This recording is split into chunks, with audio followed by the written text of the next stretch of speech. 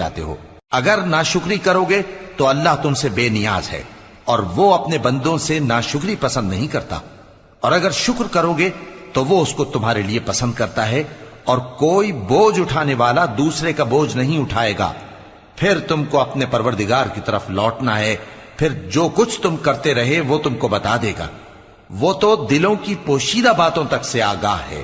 اور جب انسان کو تکلیف پہنچتی ہے تو اپنے پروردگار کو پکارتا ہے، اس کی طرف دل سے رجوع کرتا ہے، پھر جب وہ اس کو اپنی طرف سے کوئی نعمت دے دیتا ہے تو جس کام کے لیے پہلے اس کو پکارتا تھا اسے بھول جاتا ہے اور اللہ کا شریک بنانے لگتا ہے تاکہ لوگوں کو اس کے رستے سے گمراہ کرے۔